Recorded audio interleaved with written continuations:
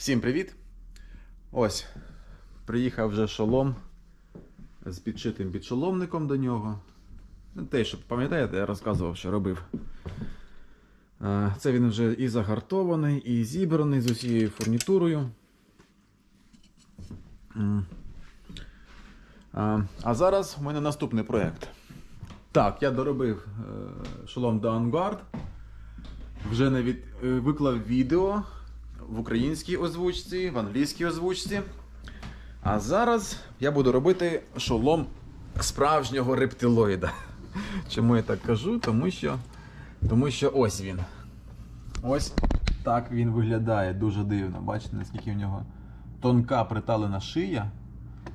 Ось тут і ось тут. І така довга-довга.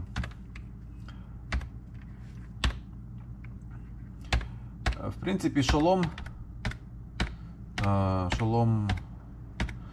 хотів сказати, що він не складний, але, мабуть, це не дуже правильно буде сказати. Суть у тому, чому я вважаю його не надто складним. Тому що верх купола у нього робиться такий не бацинетний, а обрізаний, короткий. Перед роботою я зазвичай намагаюся підібрати собі істочників, джерела історичні. Ось ми бачимо фотографію збоку і бачимо, що купол закінчується в цьому місці, тобто він і є хвостик ззаду. Такий купол, в принципі, можна зробити і цільнокованим. У мене завдання немає зробити його цільнокованим, з єдиного листа. Тобто не використовуючи електрозварювання. Але, мабуть, для відео буде цікаво, щоб він був все-таки цільнокованим, бо щось я давно не робив цільноковані шоломи. Це, звичайно, буде трохи довше і важче зробити, ніж зварний. Але, мабуть, я все-таки зроблю його цільнокованим. Так буде цікавіше. Розглядаючи джерела, можна помітити, наскільки все кривеньке, наскільки все не підігнане. Бачите, наприклад, щіляка в цьому місці. Можливо, це від часу або від використання воно вже. Плюс, бачите, тут зверху видно тріщини. Видно якась дірка, яка або була пробита, або може при гартуванні щось сталося. Ми вже не знаємо. Ось в цьому місці видно клепки. Тобто під шоломом приклеєна така латка, щоб закрити цю дірку. В принципі, це стандартна практика. Якщо пробили дірку в броні, то не викидають же всю броню. Наклали латочку, і вона далі працює. Так, це вона спереду виглядає. Так, такий цікавий забральник. Причому видно ось в цьому місці по товщині забральника, що дуже товстий матеріал, міліметрів 4. Так. Є у нас верх купола, є дві частини підборіддя, такий стандартний арметний тип, коли у нас закривається, і при закритті оцих нижніх деталей шолом неможливо зняти з голови. Так. Дуже витягнуте вперед підборіддя. Таке. І забральник ледь-ледь наїжджає. Майже не може заїхати закрити. Так. Зверху є отвір. Скоріш за все, він використовувався для того, щоб поставити плюмаж або якийсь флажок, щоб... Я так розумію, що це для виділення на полі бою важливої людини. Ось є отвори, скоріш за все, вони по типу як слухові, щоб було краще чути. Тут під низом приклепана петля, тут, бачите, майже не видно клепки, які типу в потай зроблені, тут взагалі не видно. Вони там є точно. А ось всередині це, мабуть, клепка так виглядає. Не клепка, а латка. Тут погано видно, мабуть. Так виглядає латочка. Да, і ще ось видно. Ось латка, а ось петля і клепки. І видно, що теж криво, косо, блін, рукожопи позабивали, аби забити. Ну так і робили. Це нормально. Ну і шолом теж цільнокований, звичайно, середньовічний. Рекомендую вам, якщо ви хочете ознайомитися з середньовічними різними артефактами, є дуже крута підбірка в Пінтересті на профілі Tom Billiter. Посилання я вставлю у відео. Там дуже багато цікавих джерел, і є джерела я так зрозумів, з закромів музеїв, тобто не те, що стоїть на виставці, а те, що просто валяється у них десь як мусор, і там дуже багато цікавого. От. Так що, якщо цікавитесь, то перейдіть, подивіться. Ось вже вирізаний лист на майбутній шолом. Дивіться. Раніше, коли я робив такі шоломи, ну і взагалі, як я бачив, як мої колеги роблять схожі шоломи, ми робили таким чином. Брали плоский лист, не згинали ось такими гофрами і починали одразу забивати. Ось так, по кругу, такими волнами зганяючи якби вниз, вверх цю всю площину.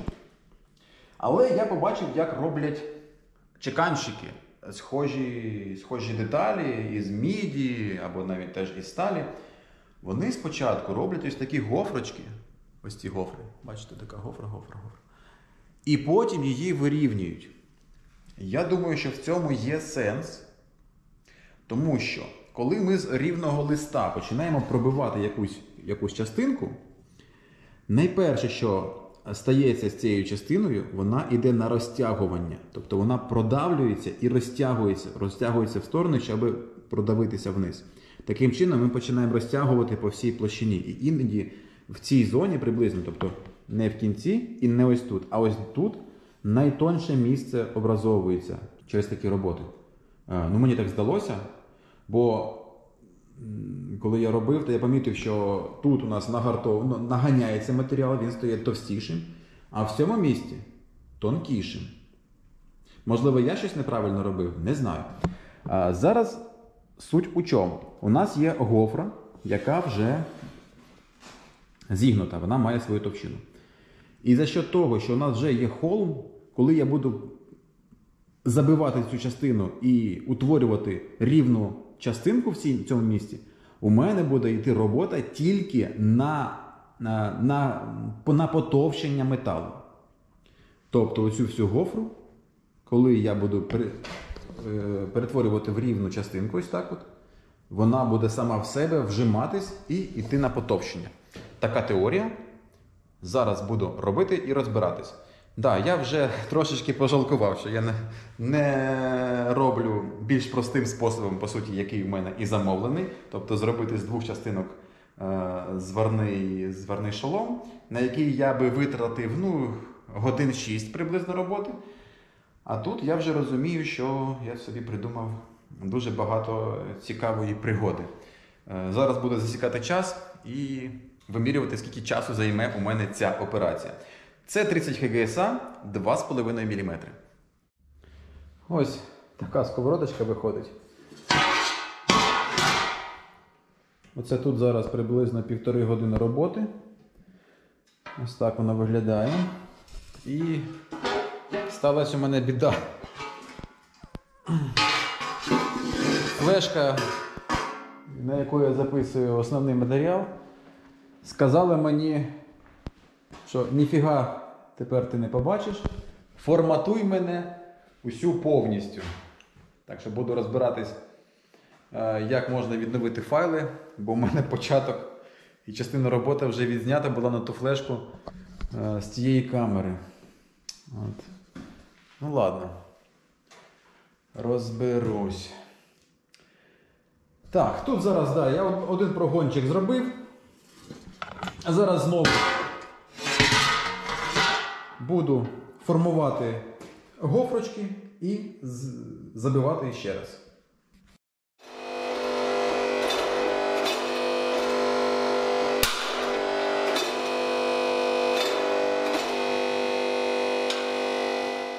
Да. Коротше, воно тріснуло. Така довга тріщина, а це я окремо зараз вдарив молотком по кутку, і воно замість того, щоб погнутися, просто відламалося. Якимось чином воно настільки наклепалося, але наклепалось чомусь від такої роботи, яка не повинна була його наклепати. Тут всього лише один раз я пройшовся на гаряче.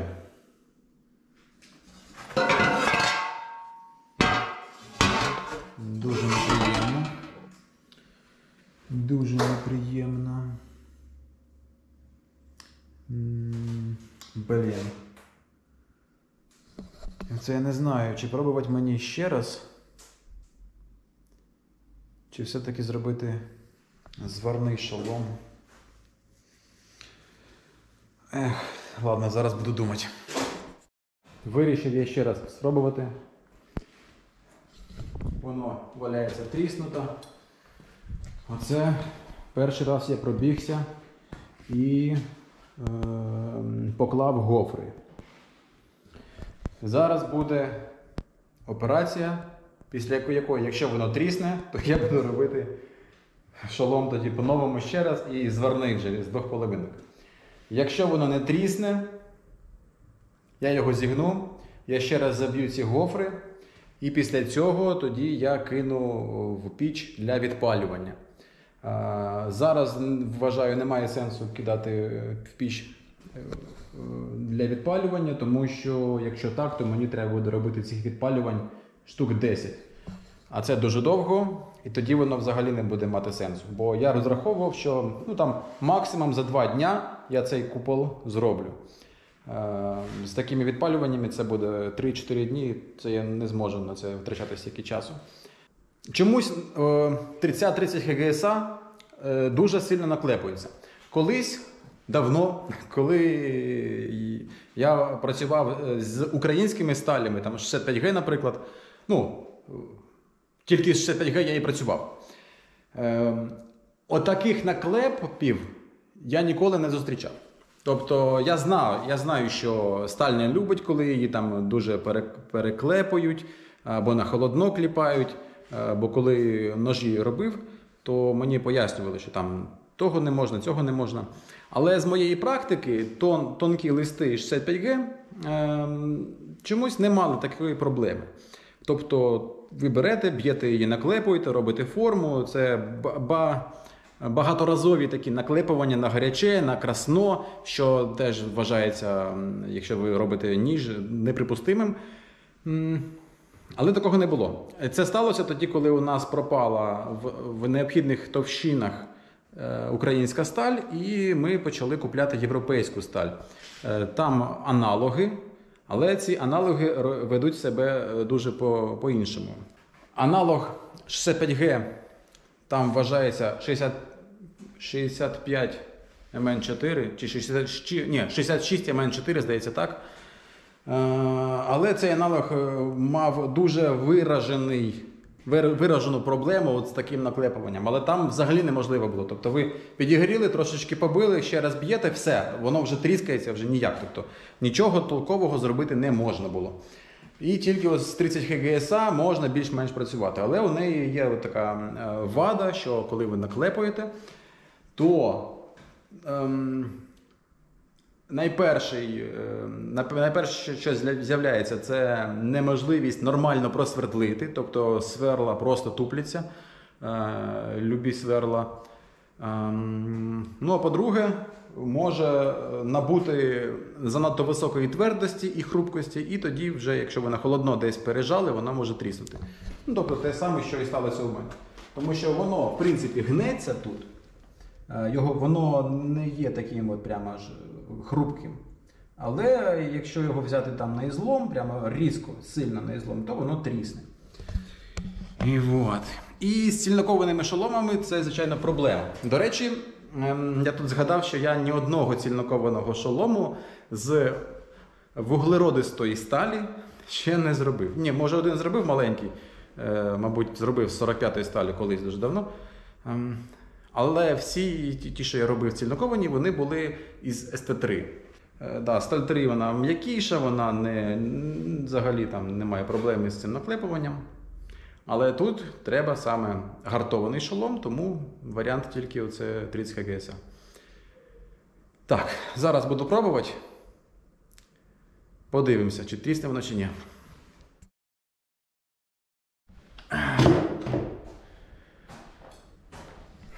Не тріснуло. Значить, позгинав гофрочки ці, да? Ось видно. Ось така волна. І зараз буду її знову нарубувати. Просто тоді, коли я там зробив, я почав, один раз нажав ось з самого краю. А треба не з самого краю гнути, а десь ось тут гнути. І тоді воно його не ламає, бо тоді прийшлося багато зусиль саме на край, ну і край взяв і розірвався. Так, це я майже завершив другий прохід. Майже залишилось ще ось 2 гофри ззаду. Отак от прибрати. І тоді вже на відпалювання.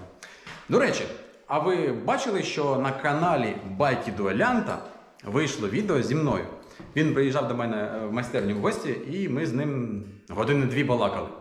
Так що, хто не бачив, посилання в описі. Подивіться, підпишіться. Ну, а всім іншим... Ну, а я дякую ЗСУ за те, що ми маємо можливість працювати. Всім пока!